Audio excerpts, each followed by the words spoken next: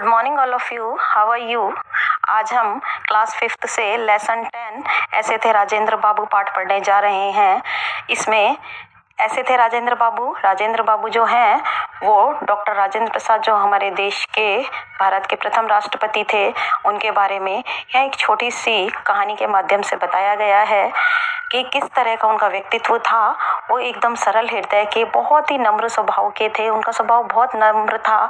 वो किसी को भी कभी भी नहीं सताते थे, किसी को परेशान नहीं करते थे।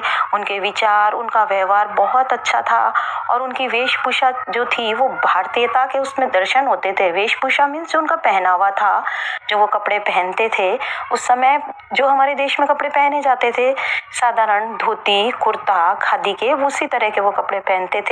तो उसमें उनके भारतीयता के दर्शन होते थे और जो भी उनसे कोई एक बार मिल लेता था तो सबके मन को वो भा जाते थे, सबके मन को मोह लेते थे। वो एक दिन की इस बात है जो इस कहानी में बताया गया है कि डॉक्टर राजेंद्र प्रसाद जी अपने कमरे में बैठे कुछ काम कर रहे थे और उनका एक पुराना कर्मचारी जो तुलसी है वो वहां पर आया और वो मेज साफ करने लगा। पुराना कर्मचारी मीन्स काम करने वाला, वो बहुत पहले से काम कर रहा होगा उनके, तो वो क्या कर रहा था, मेज साफ कर रहा था। और उस मेज पर हाथी दांत से बने एक कीमती पेन रखा था। हाथी दांत आप लोग देखते हैं कौन से वाले होते हैं, जो हाथी के बाहर दो दांत बड़े बड़े निकले होते हैं ना, अलग से सूंड के पास, वो वाले हाथी के जो दांत होते हैं उससे बहुत सी चीजें बनती हैं। और उसी से राजेंद्र बाबू का एक जो उपहार में पेन मिला था वो उस हाथी दांत से बना हुआ था पेन, और वो किसी ने उनको उपहार में दिया था और वो उन्हें बहुत ज्यादा पसंद था। तो अचानक क्या होता है कि तुलसी काम कर रहा होता है तो उसके हाथ से वो पेन गिर जाता है नीचे और टूट जाता है। अब अपने टूटे हुए पेन को देखकर डॉक्टर राजेंद्र प्रसाद जी होते हैं वो बहुत ज़्यादा दुखी होते हैं। और जब ऐसा हमारे साथ भी होता है कि कोई हमारी पसंद की चीज़ टूट जाती है या खो जाती है तो हमें बहुत दुख होता है, वैसे ही राजेंद्र बाबू को भी बहुत दुख हुआ और उन्होंने क्या करा, तुलसी काका को डांट दिया। अब तुलसी को डांट दिया तो तुलसी बेचारा चुपचाप अपने दूसरे कमरे में चला गया। लेकिन थोड़े ही समय के बाद में जैसे ही राजेंद्र बाबू को अपनी गलती का एहसास हुआ, उन्होंने तुलसी को बुलाया और प्यार से पूछा कि तुलसी काका, मैंने गुस्से में आकर आपको कुछ कह दिया था, गलत शब्द कह दिए थे, तो क्या आप मुझे माफ कर देंगे, क्षमा कर देंगे।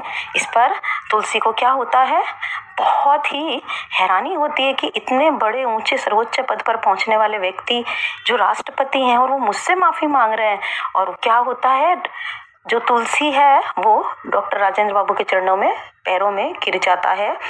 ऐसा नहीं होता है कि वो गिर जाता है, मीन्स पैर जब हमें जब किसी कोई अच्छी बात बोलता है तो हमें मन में कैसा लगता है, बहुत अच्छा लगता है और हम उसके लिए कृतज्ञ हो जाते हैं उसके लिए। तो वो क्या करा, उनके चरणों में गिर पड़ा। अब देखो बच्चों, इतने बड़े पद पर होने के बाद भी डॉक्टर राजेंद्र प्रसाद जी थे, उनको घमंड नहीं था, वो बहुत ही सरल और सज्जन व्यक्ति थे।